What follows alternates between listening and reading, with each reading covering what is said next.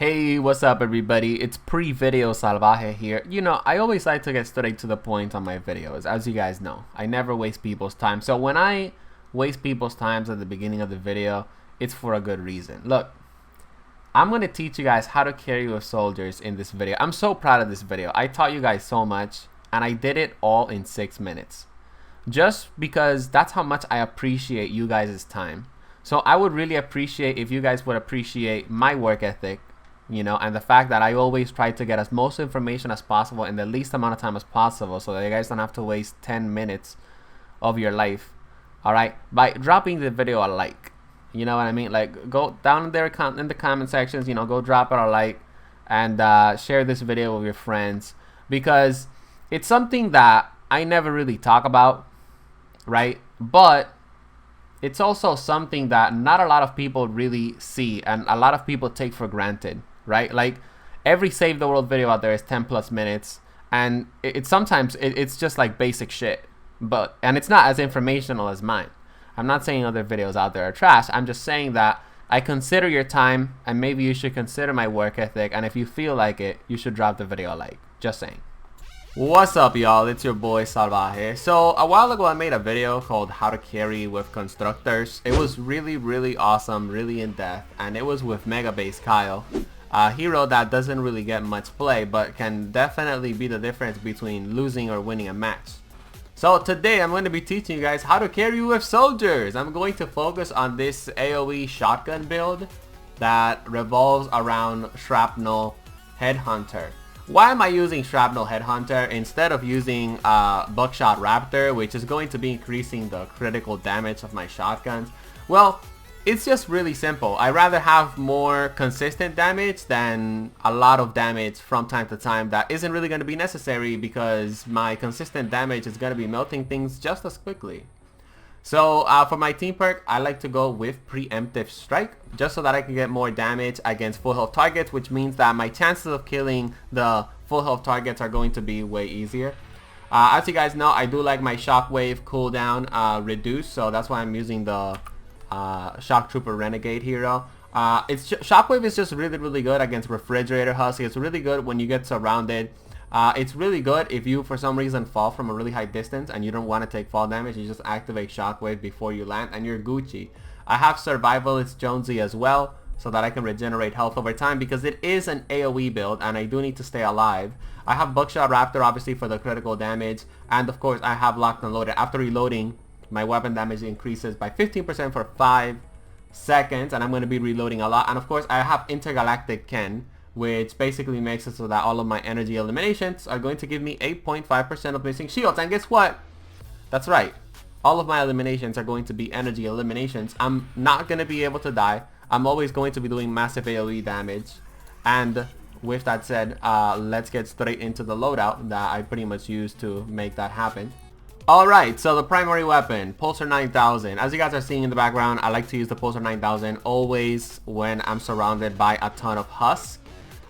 It's just a really good AoE build, and like I said, this is an AoE carrying build with the soldiers, and the Pulsar 9000 is just really good when it comes down to getting the job done.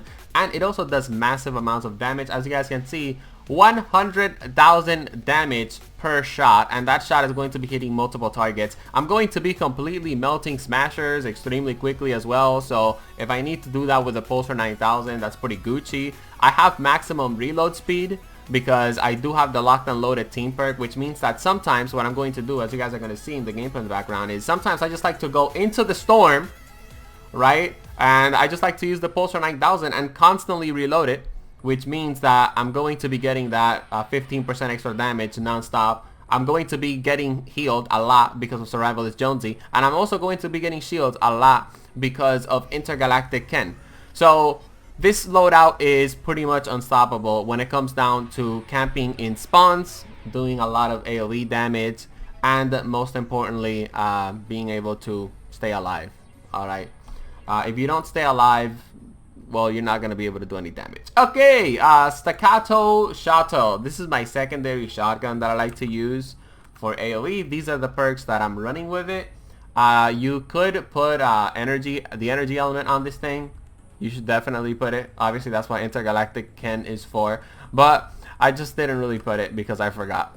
Anyways, I like to use this thing from the medium ranges or when I am surrounded by a lot of husks and I just want to make the husk dance, because like that, if I make the husk dance, then my teammates might be able to do something like, for example, take out a launcher real quick or reload their weapons. The staccato shot is just a weapon that I'm going to take out when I just need to do something important. If I make a lot of husk dance, that gives me the ability to maybe heal a teammate that went down with my adrenaline rush, or place a turret while I don't have to worry about getting stormed by husks. So that's why I like the staccato shot. Alright, third weapon, potshot. This thing is a beast. Alright, so I'm basically running the potshot in every single one of my loadouts.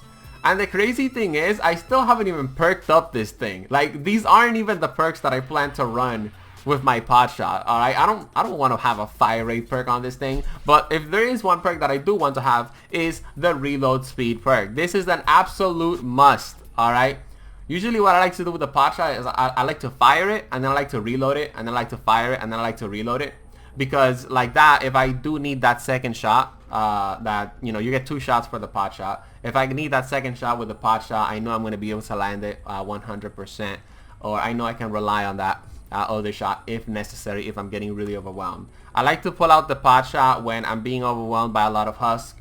I also like to use the potshot to take out targets that are from far away, like flingers, which are extremely annoying.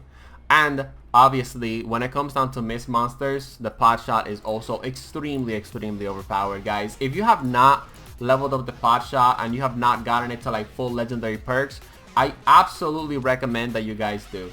Okay, so what I'm going to be doing is I'm going to be putting damage to mist monsters. I'm going to be increasing the damage as well, and I'm most likely going to go with another damage perk as well. Why am I not going for a crit rating, crit damage build? Because I don't really think it's necessary, because that's how much damage the potshot already does, and you guys know how I feel about my consistent damage. Sometimes the extra critical damage isn't really that necessary, and it's kind of overkill, specifically with things like coconuts and waffles. So I hope you guys enjoyed this video. That's how you carry with soldiers in Fortnite Save the World. Share the video, subscribe to join the Salvaje cartel, and I'll be seeing y'all on the next one.